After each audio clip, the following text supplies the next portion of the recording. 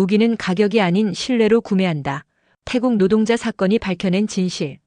하버드에서 공부하던 태국 유학생의 충격적 발견이 국가 방위 산업의 민낯을 드러냈습니다. 별장 리노베이션을 맡았던 기술자가 정부 건물 붕괴 사고로 우연히 알게 된 유학생의 깨달음이 시작되었는데요. 그건 밑바닥 사람들의 문제일 뿐이라 여기던 그가 국제안보 수업에서 실제 무기의 성능을 비교하며 의식이 변화했습니다. 중국과 한국 무기의 성능 차이가 드러나고 무너진 정부 건물의 진실이 밝혀지면서 진정한 자국 방어력의 의미를 깨닫게 되었다고 하는데요. 그 이야기 지금 바로 보러 가시죠. 저는 방콕 출신으로 미국에서 공부하고 있는 파이입니다. 하버드에서 국제정치학을 공부하며 세계의 흐름을 배우고 있죠. 방콕 외곽의 명문가 저택 정원에서 열린 환송회는 화려했습니다. 축하 현수막과 태국 전통 장식들이 정원을 가득 채웠고 정원 중앙에는 하버드 대학교 로고가 새겨진 케이크가 놓여 있었습니다. 이 모든 것이 저를 위해 준비된 거였습니다. 내일이면 태국을 떠나 하버드 대학 국제정치학과에서 새 학기를 시작할 테니까요. 아버지는 샴페인 잔을 들고 미국에 가서도 태국인의 긍지를 잃지 말라고 당부하셨습니다. 저는 미소로 화답했지만 마음속에는 하루빨리 태국을 떠나고 싶다는 생각뿐이었어요. 방콕의 상류층 세계는 너무나 좁고 갑갑했으니까요. 여기서는 모두가 서로를 알고 모두가 비슷한 이야기를 합니다. 하지만 하버드에서는 다른 세상을 만날 수 있을 거라는 확신이 들었어요. 아버지는 우리 집안이 이만큼 성장한 것도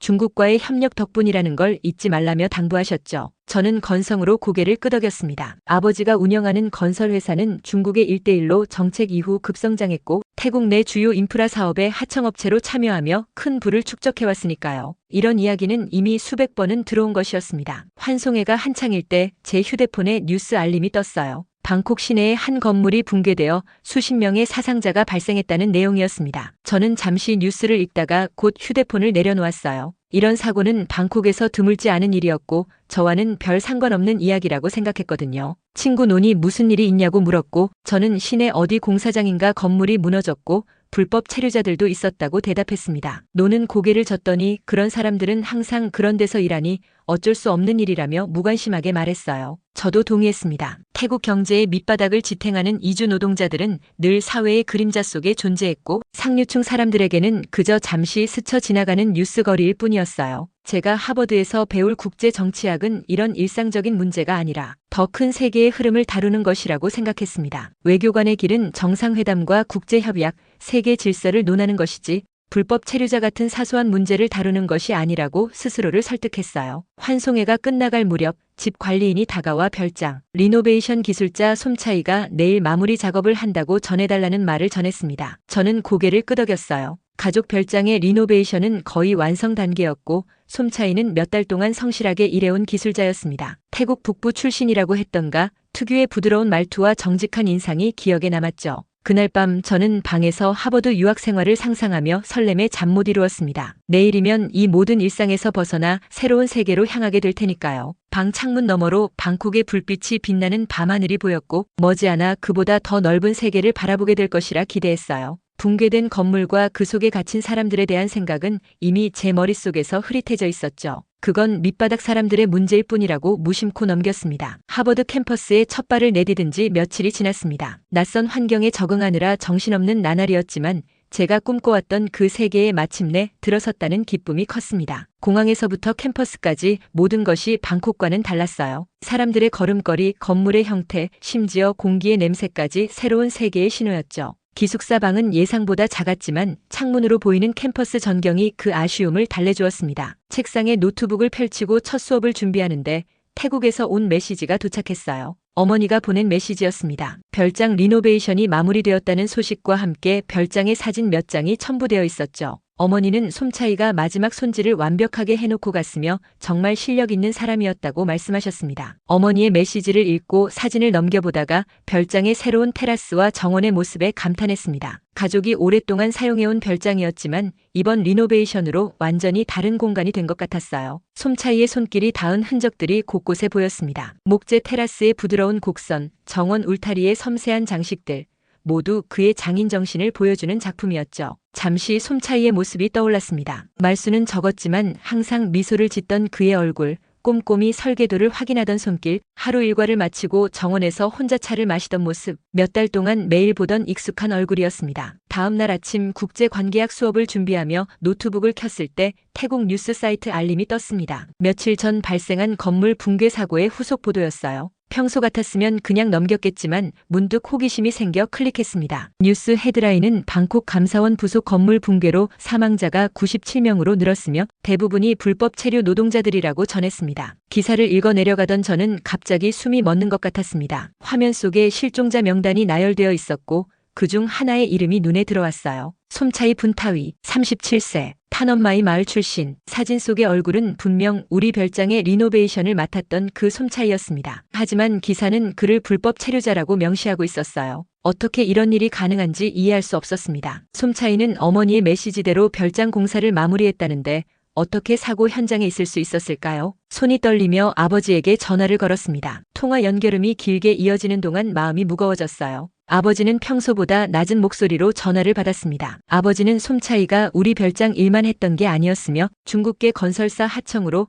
여러 현장을 오갔던 모양이라고 설명하셨습니다. 아버지의 말씀을 들으며 가슴이 조여왔습니다. 솜차이가 별장 일을 마치고 바로 감사원 건물 공사 현장으로 갔다는 사실을 이제야 알게 된 거죠. 그리고 그곳에서 그는 사라졌습니다. 제가 솜차이가 불법 체류자였는지 물었고 제 목소리가 떨렸습니다. 아버지는 잠시 침묵하시더니 그런 것 같다고 하셨습니다. 하지만 솜차이는 실력 있는 기술자였으며 우리가 직접 채용한 것도 아니고 하청업체를 통해 소개받았을 뿐이라고 말씀하셨어요. 전화를 끊고 난 후 창밖을 바라보며 복잡한 감정에 빠졌습니다. 얼마 전까지 밑바닥 사람들의 문제라고 무심히 생각했던 일이 갑자기 저와 가까운 곳에 있었다는 사실에 충격을 받았어요. 솜차이의 미소가 떠올랐고 별장, 테라스에서 마지막으로 내일 마무리하겠다고 말하던 그의 목소리가 귓가에 맴돌았습니다. 그리고 그 내일은 그에게 영원히 오지 않았다는 생각에 가슴이 아팠죠. 불법 체류자 문제와 중국 기업 문제는 저와 무관하지 않았다는 자각이 처음으로 찾아왔습니다. 새로운 학기가 본격적으로 시작되었고 제 시간표는 빽빽하게 채워졌습니다. 그 중에서도 가장 기대했던 수업은 맨스필드 교수의 국제안보와 군사충돌 분석 강의였습니다. 맨스필드 교수는 전 미국 국방부 자문위원으로 실전 경험이 풍부한 인물이었죠. 학생들 사이에서는 까다롭기로 소문난 강의였지만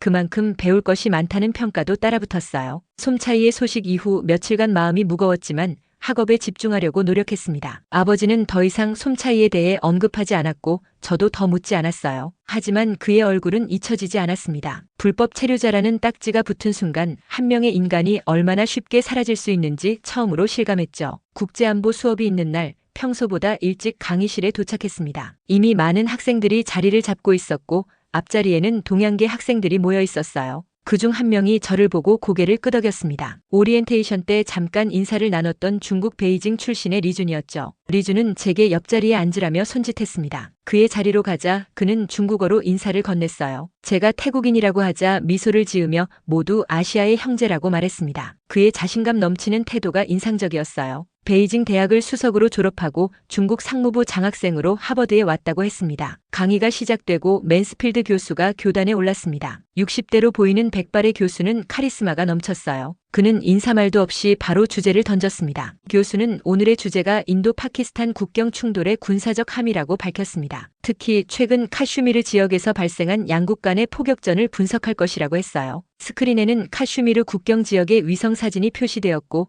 이어서 양측이 배치한 무기 체계 목록이 나타났습니다. 교수는 특히 두 자주포 시스템에 주목했어요. 파키스탄이 도입한 중국의 SH-15와 인도가 사용한 한국의 K9 자주포였습니다.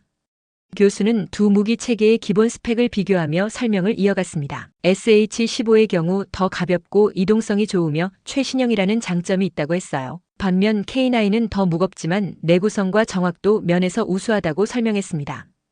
그런데 갑자기 리준이 손을 들었습니다. 교수가 그에게 발언권을 주자 리준은 유창한 영어로 자신의 의견을 피력했어요. 리준은 SH-15가 단순히 가볍다는 것을 넘어 혁신적인 시스템이라고 주장했습니다. 중국이 불과 5년 만에 세계 수준의 자주포를 개발했으며 이는 중국의 기술력이 이미 서구를 넘어섰다는 증거라고 말했어요. 또한 K9은 구식 기술에 기반한 무기로 실전에서는 SH-15의 상대가 될 수 없다고 단언했습니다. 강의실에 잠시 정적이 흘렀습니다. 리준의 자신감 넘치는 발언에 학생들은 서로 눈빛을 주고받았어요. 저도 잠시 그의 말에 설득되는 듯 했습니다. 중국의 급속한 성장은 이미 많은 분야에서 입증되고 있었으니까요. 태국도 중국 무기를 많이 도입하고 있다는 사실이 떠올랐습니다. 교수는 리준의 발언을 들으며 미소를 지었습니다. 그러더니 흥미로운 관점이라며 고개를 끄덕였어요. 그러나 이어서 한 말은 예상치 못한 것이었습니다. 교수는 리준의 주장이 중국 정부의 공식 홍보 자료와 거의 일치한다고 지적했습니다. 그러면서 실제 전장에서의 데이터를 보자고 제안했어요. 교수는 리모컨을 들고 다음 슬라이드로 넘겼습니다. 강의실 전체가 갑자기 조용해졌습니다. 학생들은 저마다 자세를 바로 하고 스크린을 주시했어요. 교수는 이제 미소를 거두고 진지한 표정으로 말했습니다. 교수는 이론과 스펙만으로는 무기의 진정한 성능을 판단할 수 없으며 실전 데이터를 검토해야 한다고 강조했습니다. 그러면서 카슈미르 충돌 당시 양측 자주포의 실제 작전 기록과 영상 자료를 준비했다고 말했어요. 리준은 여전히 자신만만한 표정이었지만 잠시 불안감이 스쳐 지나가는 것을 눈치챘습니다. 주변의 중국 학생들도 약간 긴장한 듯 했어요. 강의실은 일시적으로 리준의 자신감 넘친 말에 기울지만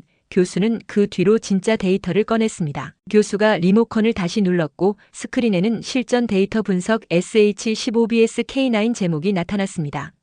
강의실은 완전히 조용해졌어요. 모든 학생의 시선이 스크린에 고정되었죠. 저는 무의식적으로 몸을 앞으로 기울였습니다. 교수는 군사 장비의 성능을 평가할 때 홍보 자료와 실제 전투 상황에서의 성능 차이가 얼마나 큰지 강조했습니다. 그러면서 카슈미르 충돌 당시 파키스탄군이 사용한 SH-15의 실제 작전 영상을 공개하겠다고 밝혔어요. 첫 번째 영상이 재생되었습니다. 파키스탄군이 SH-15를 배치하는 장면이었어요. 교수는 영상을 잠시 멈추고 이 장비의 빠른 배치 시간을 인정했습니다. 실제로 SH-15는 약 3분 이내에 발사 준비를 완료했죠. 그러나 다음 장면부터 분위기가 달라졌습니다. 교수는 파키스탄군이 인도군 진지를 향해 첫 번째 포탄을 발사하는 장면을 보여주었어요. 영상에서는 SH-15가 발사 직후 심하게 흔들렸고 포탄이 목표물에서 약 200m나 벗어난 지점에 떨어졌습니다. 교수는 이것이 우연한 실수가 아니라고 설명했습니다. 영상을 계속 보여주며 이어진 6발의 포탄 중 4발이 목표물에서 크게 벗어났고 한 발은 아예 불발되었다고 지적했어요.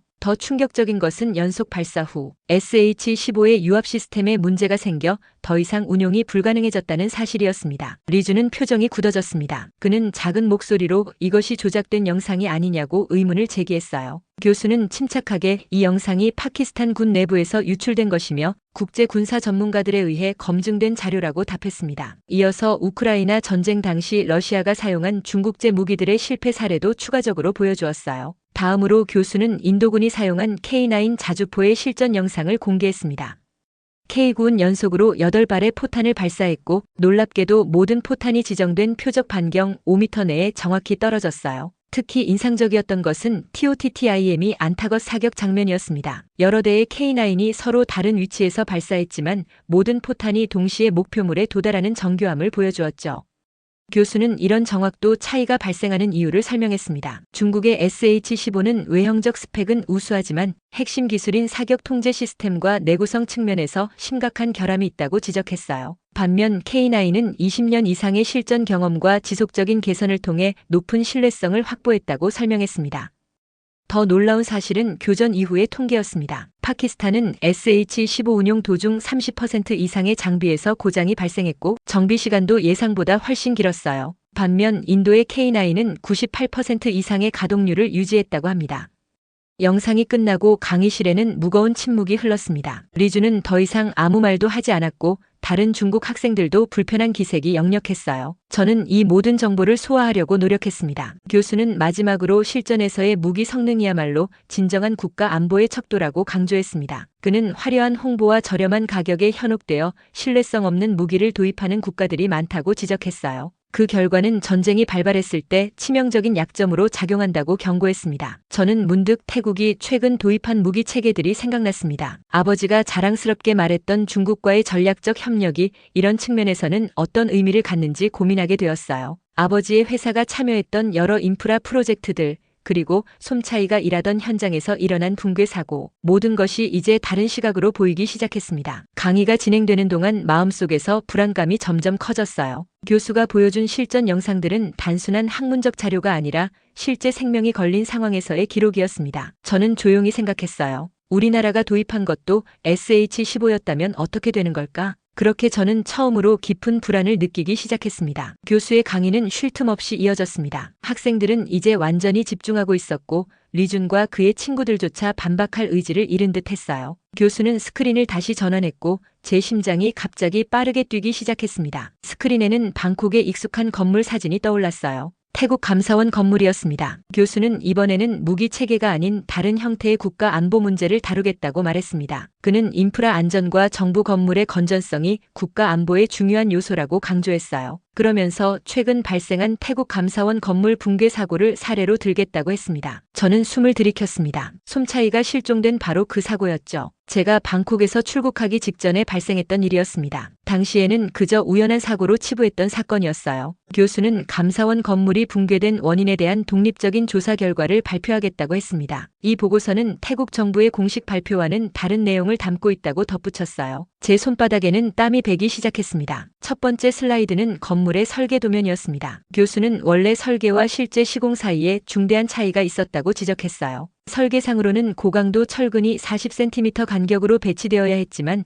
실제로는 60에서 80cm 간격으로 불규칙하게 설치되었고 일부 구역에서는 아예 철근이 누락되었다고 했습니다. 더 충격적인 것은 건물의 콘크리트 배합비였습니다. 교수는 붕괴된 건물에서 채취한 콘크리트 샘플을 분석한 결과 강도가 설계 기준의 60%에 불과했다고 설명했어요. 이는 시멘트 양을 줄이고 모래와 자갈을 더 많이 섞었기 때문이라고 했습니다. 교수는 이어서 시공사에 대한 정보를 공개했습니다. 감사원 건물 공사를 맡은 것은 중태 건설 사이노-THAI 컨스트럭션이라는 중국 태국 합작 회사였어요. 이 회사는 중국의 국영 건설 기업이 70%의 지분을 보유하고 있었고 태국 측 파트너는 주요 정치인들과 연관된 기업이었습니다. 저는 그 이름을 듣자마자 등줄기에 한기가 느껴졌습니다. 중태건설은 아버지의 회사가 자주 협력하던 업체였어요. 심지어 우리 별장 리노베이션 일부도 이 회사의 하청업체가 맡았던 것 같았습니다. 교수는 더 충격적인 정보를 공개했습니다. 감사원 건물은 완공 후 태국 국가 예산과 대형 정부 계약을 감사하는 중요한 시설이었어요. 특히 붕괴 사고 발생 일주일 전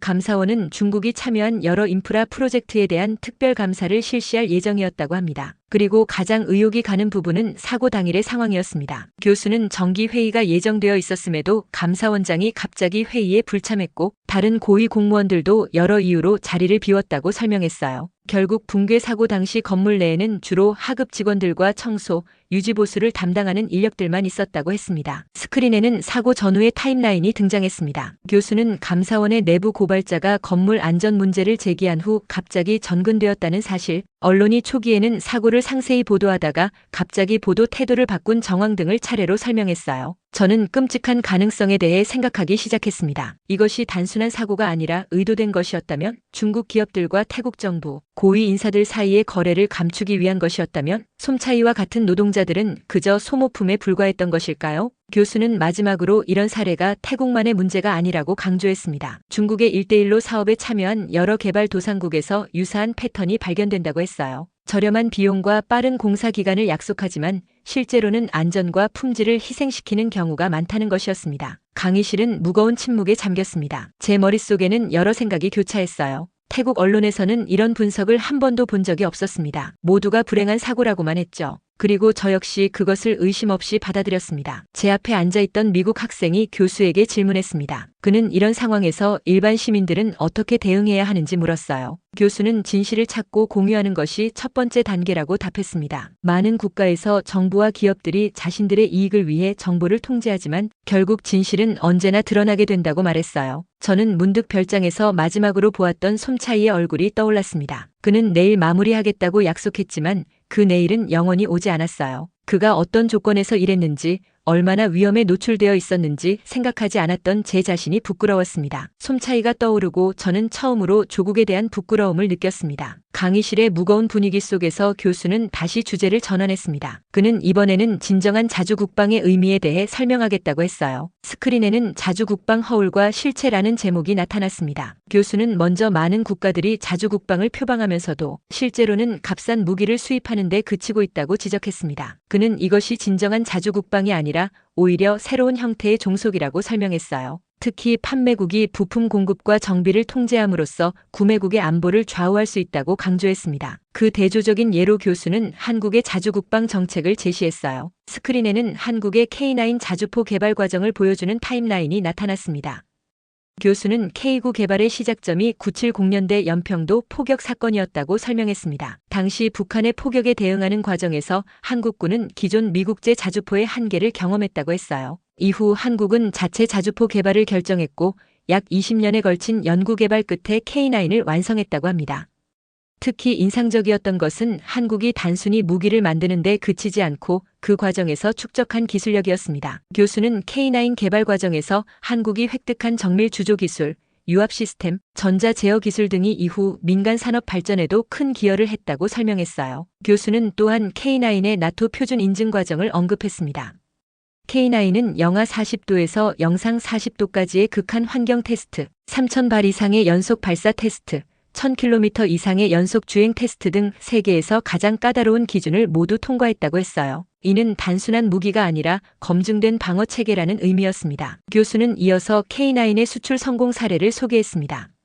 현재 호주, 노르웨이, 핀란드, 에스토니아 등 나토 회원국들이 K9을 도입했으며 이는 전쟁을 겪은 국가들이 실전 신뢰성을 최우선으로 고려한 결과라고 설명했어요. 그러면서 교수는 태국을 포함한 여러 동남아시아 국가들이 최근 중국제 무기를 도입한 사례를 언급했습니다. 그는 가격만을 고려한 결정이 나중에 얼마나 큰 대가를 치르게 할 수 있는지 경고했어요. 교수의 목소리는 더욱 진지해졌습니다. 그는 자주국방이란 단순히 해외 의존도를 줄이는 것이 아니라 위기 상황에서 실제로 작동하는 방어 체계를 갖추는 것이라고 강조했어요. 그리고 그것은 기술력만의 문제가 아니라 정직함과 투명성, 책임감의 문제라고 덧붙였습니다. 저는 고개를 푹 숙인 채 교수의 말을 새겨들었습니다. 태국이 최근 도입한 중국제 무기들, 그리고 중국 기업들이 시공한 수많은 인프라 프로젝트들, 과연 그것들은 어떤 기준으로 만들어진 것일까요? 우리는 얼마나 많은 것을 확인하지 않은 채 받아들였던 걸까요? 교수는 한국의 자주국방 정신을 다시 한번 강조했습니다. 그는 한국이 지정학적으로 강대국에 둘러싸인 작은 나라임에도 불구하고 자국의 안보를 스스로 책임진다는 원칙을 지켜왔다고 말했어요. 한국은 경제 발전 과정에서도 방위 산업을 포기하지 않고 오히려 이를 기술 혁신의 원천으로 삼았다고 설명했습니다. 교수는 마지막으로 K9이 단순한 무기가 아니라 대한민국이 살아남기 위해 만든 방패라고 표현했습니다.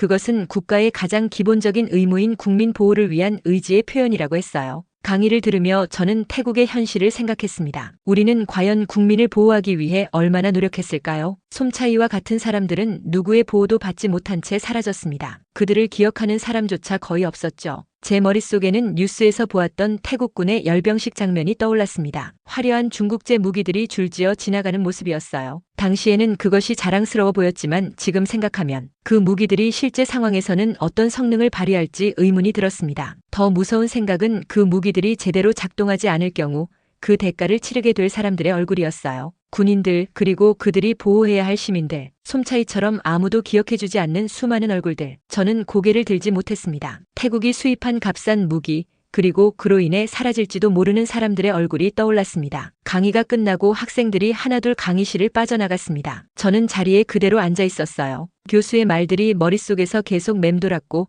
복잡한 감정들이 가슴을 무겁게 누르는 느낌이었습니다. 창밖으로는 하버드 캠퍼스의 고풍스러운 건물들과 단풍이 물든 나무들이 보였어요. 이곳은 제가 꿈꿔왔던 세계였지만 이제는 그 의미가 달라진 것 같았습니다. 교수가 자료를 정리하는 모습이 눈에 들어왔습니다. 학생들이 모두 나간 강의실에서 저는 천천히 일어나 교단으로 다가갔어요. 교수는 저를 보며 부드럽게 미소 지었습니다. 제가 오늘 강의에 대해 감사하다고 말하자 교수는 제 질문이 인상적이었다고 답했습니다. 그러면서 태국에 대해 더 알고 싶다며 제게 몇 가지 추가 질문을 했어요. 저는 솜차이에 대한 이야기를 짧게 털어놓았습니다. 우리 별장에서 일하던 사람이 감사원 건물 붕괴 사고로 사망했다는 사실, 그가 불법 체류자였다는 것을 뒤늦게 알게 되었다는 것까지요. 말을 하는 동안 목이 메었지만 꾹 참고 이야기를 마쳤습니다. 교수는 깊이 공감하는 표정으로 저의 이야기를 들었습니다. 그는 이런 개인적인 연결고리가 우리를 진실로 이끄는 경우가 많다고 말했어요. 국제 정치나 국가 안보가 단순한 이론이나 숫자의 문제가 아니라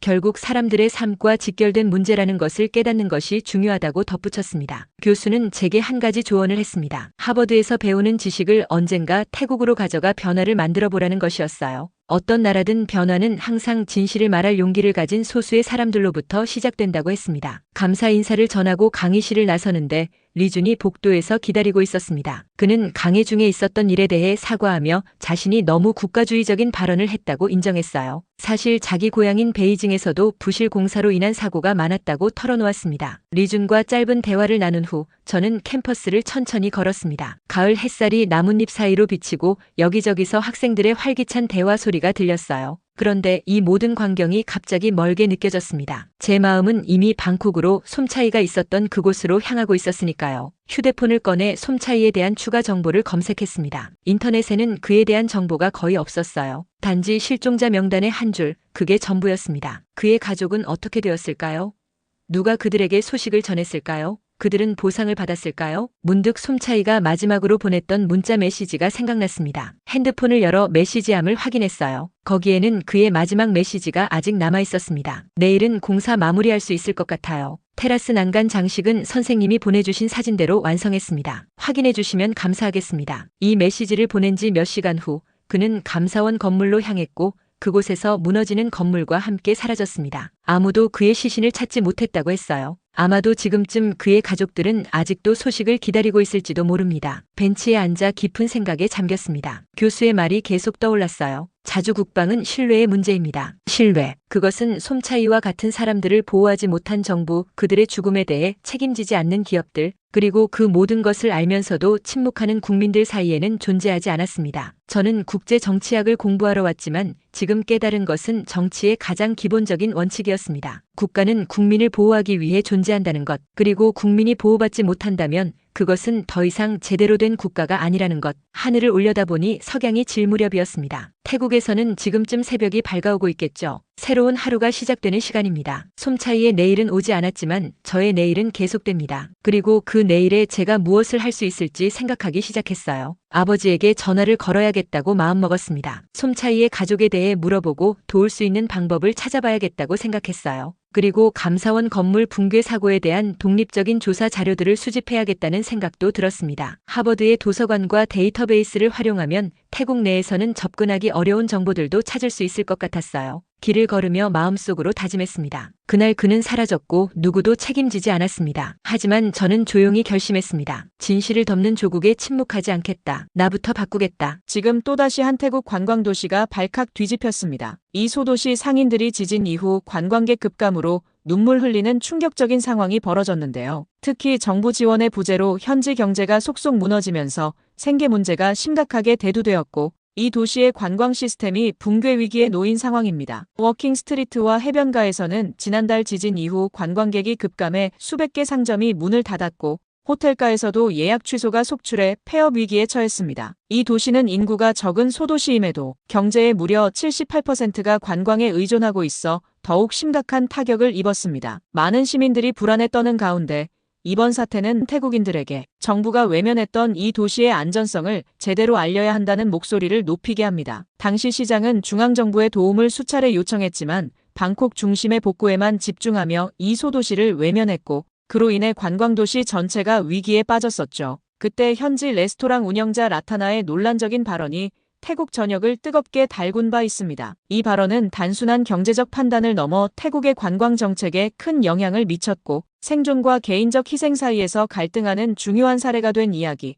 지금 바로 보러 가시죠. 파타야의 아침은 언제나 분주했습니다. 해변가를 따라 늘어선 레스토랑에서는 신선한 해산물을 준비하는 풍경이 일상이었죠. 이곳에서 7년 동안 시푸드 헤븐이라는 해산물 레스토랑을 운영해온 라타나는 오늘도 어김없이 새벽 5시에 일어나 시장으로 향했어요. 라타나의 손에는 항상 빛바랜 장바구니가 들려 있었습니다. 할머니로부터 물려받은 이 장바구니는 그녀 인생의 모든 기쁨과 슬픔을 함께한 증인과도 같았죠. 파타야 시장은 관광객들로 넘쳐났고 거리마다 활기가 넘쳤습니다. 라타나는 가장 신선한 생선과 조개를 고르며 오늘 방문할 손님들의 얼굴을 상상했어요. 세계 각국에서 온 관광객들이 태국 해산물의 맛에 감탄하는 모습은 그녀에게 가장 큰 보람이었죠. 특히 그녀의 시그니처 메뉴인 시푸드 톰얌쿵은 미쉐린 가이드에도 소개된 적 있는 파타야의 명물이었습니다. 라타나의 레스토랑은 해변가에서 가장 인기 있는 장소 중 하나였어요. 백사장이 내려다 보이는 테라스에는 항상 웃음소리가 가득했고 저녁이면 태국 전통 음악이 흐르며 로맨틱한 분위기를 자아냈습니다. 그녀는 음식을 통해 태국의 문화와 정성을 전하는 것이 자신의 사명이라고 생각했죠. 손님들이 남기고 간 방명록에는 세계 각국의 언어로 감사의 메시지가 빼곡했어요. 평일 아침임에도 불구하고 라타나의 레스토랑은 이미 예약으로 가득 찼습니다. 장기 체류 관광객들과 현지 외국인 거주자들 사이에서 그녀의 레스토랑은 필수 방문 코스로 꼽혔죠. 이런 안정적인 인기에 힘입어 라타나는 둘째 딸 수안의 대학 학비를 마련할 수 있었고 첫째 딸은 이미 방콕의 호텔 경영학교를 우수한 성적으로 졸업했어요. 자식들의 성공은 그녀 인생의 가장 큰 자랑이었습니다. 시장에서 돌아오는 길 라타나는 해변가를 따라 늘어선 호텔들을 바라보았어요. 높은 빌딩과 화려한 네온 사인은 파타야의 번영을 상징했습니다. 한때 작은 어촌이었던 이곳이 세계적인 관광지로 변모한 모습에 라타나는 항상 경이로움을 느꼈죠. 그녀 자신도 이 변화의 한 부분이었습니다. 가난한 시골 소녀였던 그녀가 이제는 성공한 사업가가 되었으니까요. 레스토랑에 도착한 라타나는 직원들과 함께 오늘의 준비를 시작했어요. 주방에서는 갓 잡은 생선을 손질하는 소리, 향신료를 빻는 소리가 울려 퍼졌습니다. 그녀는 모든 요리가 완벽하게 준비되었는지 일일이 확인했죠. 라타나에게 음식은 단순한 먹거리가 아니라 예술이었고 그녀의 주방은 작업실이었습니다. 그러나 모든 것은 한순간에 바뀌었어요. 아무도 예상치 못했던 지진이 태국을 강타한 그날, 라타나의 일상은 완전히 무너졌습니다. 물리적 피해는 크지 않았지만 진정한 재앙은 그 이후에 찾아왔어요. 국제뉴스에 비친 태국의 모습은 한순간에 위험한 지역으로 둔갑했고 전 세계 여행사들은 일제히 태국 여행 상품을 취소했습니다. 48시간 만에 파타야의 모든 호텔 예약의 65%가 취소되었고 라타나의 레스토랑 예약도 줄줄이 취소 전화가 이어졌어요. 마지막 손님이 떠나는 모습을 바라보며 라타나는 언제 다시 관광객들이 돌아올지 혹은 영영 돌아오지 않을지 모른다는 불안감에 사로잡혔습니다. 20해 동안 쌓아온 그녀의 꿈이 한순간에 무너질 위기에 처한 것이었죠. 지진 발생 일주일 후 라타나의 레스토랑은 마치 유령의 집처럼 텅 비어 있었습니다. 한때 손님들의 웃음소리로 가득했던 공간에는 이제 적막만 감돌았어요. 라타나는 매일 아침 레스토랑 문을 열었지만 손님은 거의 없었습니다. 하루 매출이 90% 이상 급감했죠. 그녀는 창가에 앉아 텅 빈 해변을 바라보며 깊은 한숨을 내쉬었습니다. 처음에 라타나는 이 상황이 곧 나아질 거라고 생각했어요. 지진 자체는 파타야에 큰 피해를 주지 않았으니까요. 하지만 해외 언론들은 태국 전역을 위험지역으로 분류했고 이는 관광객들에게 공포심을 심어주기에 충분했습니다. 라타나는 스마트폰으로 외국 뉴스를 검색하며 울컥한 감정을 억누를 수 없었어요. 방콕의 피해 사진들만 도배되어 있을 뿐 파타야가 안전하다는 사실은 어디에도 언급되지 않았습니다. 식재료 공급업자들이 하나둘 찾아와 미수금을 요구하기 시작했어요. 라타나는 자신도 어려운 상황이라고 설명했지만 그들 역시 살아남기 위해 몸부림치는 중이었습니다. 결국 그녀는 비상금을 털어 당장의 위기를 모면했지만 이런 상황이 계속된다면 한 달도 버티기 어려웠죠. 딸의 대학 학비를 생각하면 밤에 잠을 이룰 수 없었습니다. 라타나는 직원들을 모아 현 상황을 설명했어요. 10년 넘게 함께 일해온 주방장 피삭의 얼굴에는 깊은 근심이 서려 있었습니다. 그는 4명의 자녀를 둔 가장이었죠. 라타나는 눈물을 삼키며 아르바이트생들을 일시적으로 해고하고 정직원들의 급여를 30% 삭감해야 한다고 말했어요. 모두가 이해한다며 고개를 끄덕였지만 그들의 눈빛에서 불안감을 읽을 수 있었습니다. 그날 저녁 라타나는 파타야 소상공인 모임에 참석했어요. 워킹 스트리트의 나이트클럽 매니저 쿤차이도 거기 있었습니다. 그는 직원 80%를 해고해야 했다며 목소리를 떨었어요.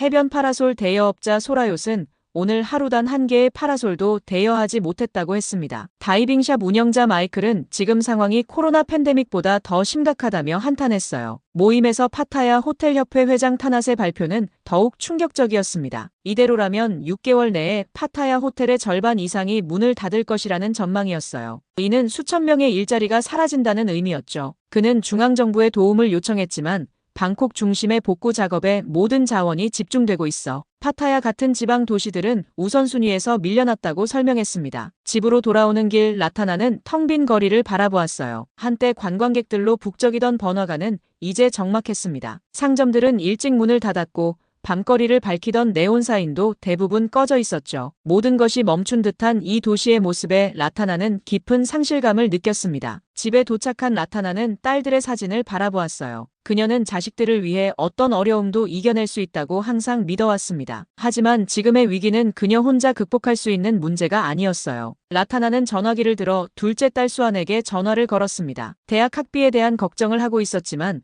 딸에게는 아무것도 내색하지 않으려 애썼죠. 수안의 밝은 목소리를 들으며 라타나는 무슨 일이 있어도 딸의 꿈을 지켜주겠다고 다짐했습니다. 다음 날 아침, 라타나는 평소보다 일찍 일어났습니다. 잠을 제대로 이루지 못한 탓에 눈 밑에는 다크서클이 짙게 드리워져 있었죠. 그녀는 텅 빈 레스토랑을 바라보며 무언가 변화가 필요하다고 느꼈습니다. 이대로 관광객만 기다리다가는 모든 것을 잃게 될 거라는 생각이 들었어요. 라타나는 주방으로 향하며 새로운 계획을 세우기로 결심했습니다. 라타나는 직원들을 불러 현지인들을 위한 저렴한 메뉴를 개발하자고 제안했어요. 외국인 관광객을 상대로 한 고급 요리 대신 지역 주민들이 부담 없이 즐길 수 있는 가격의 태국 전통 음식으로 방향을 전환하는 계획이었습니다. 주방장 피삭은 처음에는 반신반의했지만 곧 그의 눈에도 희망의 빛이 돌아왔어요. 그는 자신의 고향 요리법을 활용한 새로운 메뉴 아이디어를 제안했습니다. 그날 오후 라타나는 파타야 시내를 돌아다니며 지역 주민들을 위한 홍보 전단지를 배포했어요. 우리 모두 함께 이겨냅시다라는 문구와 함께 특별 할인 쿠폰을 함께 나눠주었습니다. 많은 현지인들이 그녀의 노력에 감동하며 응원의 메시지를 전했어요. 한 노인은 라타나의 손을 꼭 잡으며 파타야 사람들이 서로를 도울 때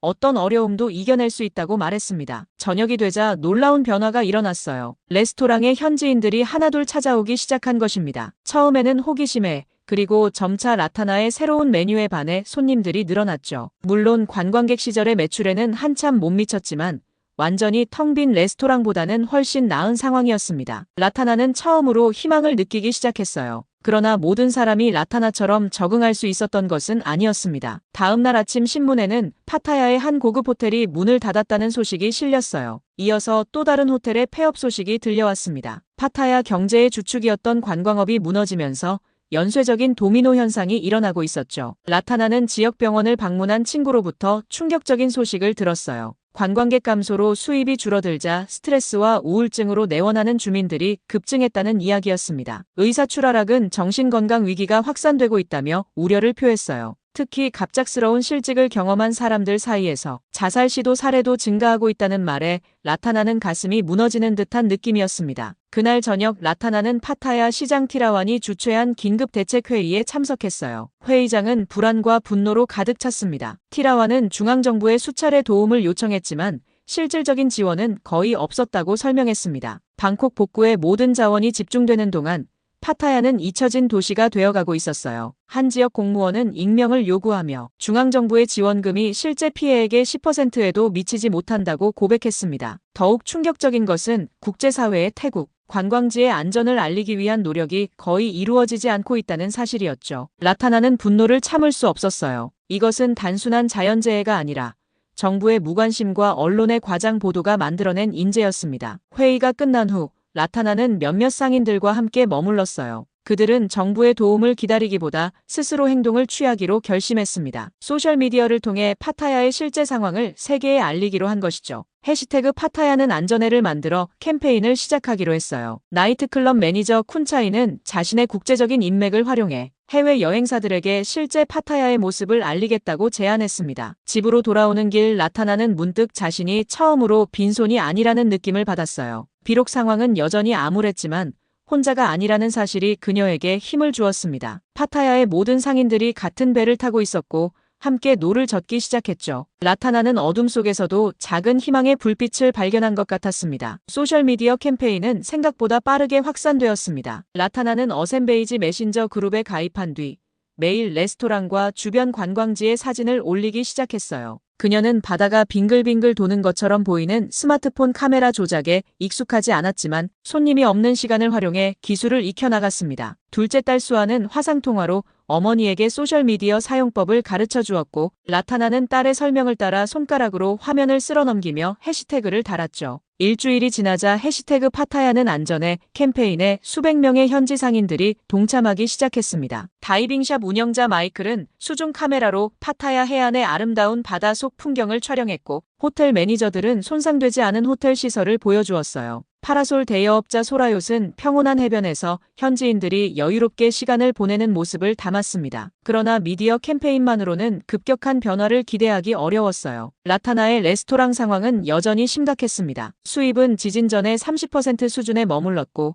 저축한 돈은 빠르게 바닥을 드러내고 있었어요. 그녀는 가족 대대로 내려온 금목걸이를 전당포에 맡기며 눈물을 삼켰습니다. 어머니가 결혼 선물로 준 이 목걸이는 그녀에게 큰 의미가 있었지만 지금은 생존이 우선이었죠. 라타나는 은행에 대출 상환 연기를 요청했지만 상황은 녹록지 않았어요. 지역 은행 지점장 사론에 따르면 파타야 전체의 대출금 상환 연체율이 300% 증가했다고 했습니다. 많은 소상공인들이 파산 위기에 처해 있었죠. 은행도 이러한 상황을 이해했지만 그들 역시 중앙은행의 지침을 따라야 했습니다. 라타나는 3개월간의 유예 기간을 겨우 얻어냈지만 그 이후의 계획은 불확실했어요. 한편 파타야 남부의 작은 해변 마을에서는 주민들이 관광업 대신 어업으로 돌아가는 모습도 보였습니다. 라타나의 이웃 아런은 20년 만에 다시 어부의 삶으로 돌아갔어요. 하지만 그는 곧 바다에도 일자리가 부족하다는 현실에 직면했습니다. 수많은 관광보트 선장들이 어업으로 전환하면서 경쟁은 더욱 치열해졌고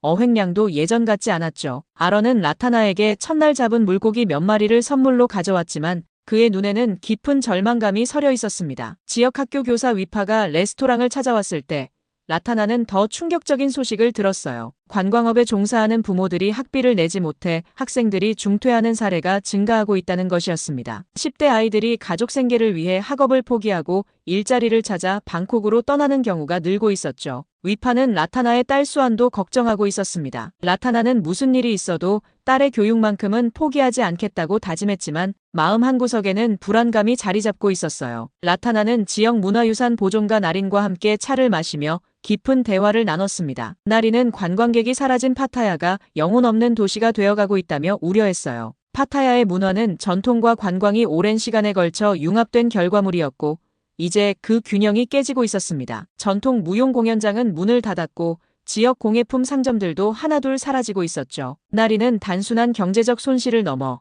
파타야의 문화적 정체성이 위험에 처해 있다고 말했습니다. 태국 중앙은행의 최근 보고서는 파타야 지역의 경제 회복에 최소 1년 이상 걸릴 것으로 예측했어요. 이는 태국 국내 총생산의 0.5% 이상의 악영향을 미칠 것이라는 전망이었습니다. 라타나는 이 보고서를 읽으며 깊은 절망에 빠졌어요. 1년은 너무 길었습니다. 많은 소상공인들이 그때까지 버티지 못할 것이었죠. 밤늦게 레스토랑을 정리하던 라타나는 문득 창밖을 바라보았습니다. 한때 네온사인으로 밝게 빛나던 파타야의 밤거리는 이제 어둠에 잠겨 있었어요. 그녀는 문득 이 도시가 정말로 유령 도시가 될지도 모른다는 두려움에 떨었습니다. 20해 동안 쌓아온 모든 것이 한순간에 무너질 수 있다는 현실 앞에서 라타나는 처음으로 패배감을 느꼈어요. 하지만 그녀는 곧 마음을 다잡았습니다. 아직 포기하기에는 너무 이른 시간이었죠. 내일은 새로운 날이 올 것이고 그녀는 다시 싸울 준비가 되어 있었습니다. 새벽 1시 라타나는 잠에서 깨어났습니다. 머릿속에 갑자기 떠오른 아이디어 때문이었어요. 그녀는 침대에서 일어나 작은 공책을 꺼내 생각을 정리하기 시작했습니다. 단순히 태국 현지인들을 대상으로 하는 것보다 더 큰 그림이 필요했죠. 파타야에는 여전히 수많은 장기 체류 외국인들이 있었습니다. 특히 은퇴한 유럽인들이 많았어요. 그들은 지진 이후에도 떠나지 않고 파타야에 남아 있었습니다. 아침이 되자마자 라타나는 파타야에 거주하는 외국인 커뮤니티 리더인 스웨덴 출신 올로프에게 연락했어요. 그녀는 외국인 거주자들을 위한 특별 이벤트를 계획하고 있다고 설명했습니다. 태국 전통 요리 교실을 열어 파타야의 문화를 공유하고 동시에 그들의 도움으로 파타야가 안전하다는 메시지를 해외에 전파하자는 제안이었죠. 올로프는 즉시 이 아이디어에 흥미를 보였고 커뮤니티 회원들에게 소식을 전하겠다고 약속했습니다. 이틀 후 라타나의 레스토랑에는 20명의 외국인 거주자들이 모였어요. 그들은 다양한 국적을 가졌지만 모두 파타야를 제2의 고향으로 여기는 사람들이었습니다. 라타나는 톰얌쿵과 팟타이 등 태국의 대표적인 요리법을 가르치며 각 재료의 의미와 문화적 배경을 설명했어요. 모두가 함께 요리하고 먹으며 웃음꽃이 피었습니다. 오랜만에 들려오는 즐거운 소리에 라타나의 마음도 조금씩 가벼워졌죠. 교실이 끝난 후 참가자들은 자발적으로 자국의 가족과 친구들에게 파타야의 현 상황을 알리는 편지를 써서 소셜미디어에 올리기로 했어요. 그들은 파타야가 안전하며 오히려 관광객이 없는 지금이 이 아름다운 도시를 경험할 수 있는 가장 좋은 시기라고 강조했습니다. 러시아 출신의 이리나는 자신의 블로그에 파타야 여행 계획을 올리겠다고 제안했고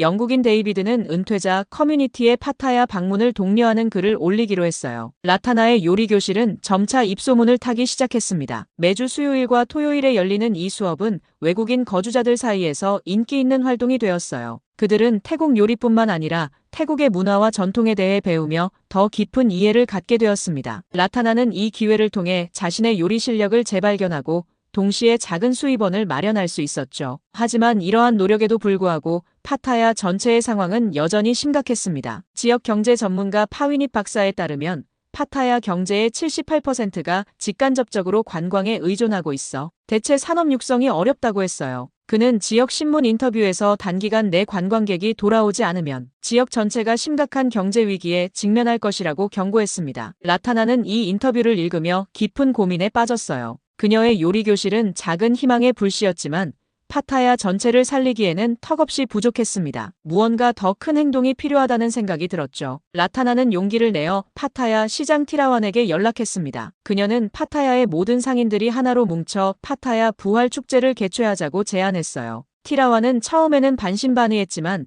곧 이 아이디어의 가능성을 보았습니다. 그는 라타나에게 구체적인 계획서를 작성해달라고 요청했어요. 라타나는 밤을 새워가며 축제 계획을 세웠습니다. 파타야의 모든 레스토랑, 호텔, 상점, 관광 명소가 참여하는 대규모 행사를 구상했죠. 특별 할인과 문화 공연, 해변 청소 봉사 활동 등을 포함한 종합적인 프로그램이었습니다. 다음 날 티라완은 라타나의 계획에 감명을 받아 즉시 실행위원회를 구성했어요. 라타나는 음식 분야 책임자로 지명되었습니다. 그녀에게는 큰 영광이었지만 동시에 엄청난 책임감도 느꼈죠. 실행위원회의 첫 회의에서 모든 사람들의 얼굴에는 오랜만에 희망의 빛이 돌아왔습니다. 파타야를 살리기 위한 그들만의 싸움이 시작된 것이었어요. 한편 라타나의 소셜미디어 활동은 점차 주목받기 시작했습니다. 그녀가 올린 파타야의 일상 사진들은 해외 여행 블로거들의 눈에 띄었고 몇몇은 직접 라타나에게 연락해 인터뷰를 요청했어요. 영국의 한 유명 여행 유튜버는 라타나의 이야기에 감동받아 파타야 방문을 계획 중이라고 알려왔습니다. 작은 변화였지만 라타나에게는 큰 의미가 있었죠. 밤늦게 레스토랑을 정리하던 라타나는 문득 옆 건물을 바라보았습니다. 한 달 전까지 성업했던 기념품 가게는 이제 철거 공고문이 붙어 있었어요. 이웃이자 친구였던 가게 주인 수아는 결국 방콕으로 떠났다고 했습니다. 라타나는 가슴이 아팠지만 동시에 더욱 강한 결의를 다졌어요. 그녀는 절대 포기하지 않을 것이었습니다. 파타야가 그리고 그녀의 레스토랑이 다시 예전의 활기를 되찾을 때까지 싸울 것이었죠. 축제 이후 일주일이 지났습니다. 라타나는 여전히 매일 새벽 시장에 가서 신선한 해산물을 고르는 일상을 유지했어요. 그러나 이제는 구매하는 양이 예전의 절반도 채 되지 않았습니다. 지진 발생 한 달이 지났지만 파타야의 회복 속도는 더디기만 했죠. 라타나는 시장 상인들과 짧은 대화를 나누며 모두가 비슷한 상황임을 확인했습니다. 레스토랑으로 돌아오는 길에 라타나는 해변가를 지나쳤어요. 평일 오전이었지만 해변은 거의 비어 있었습니다. 예전 같으면 이 시간에도 관광객들로 북적였을 텐데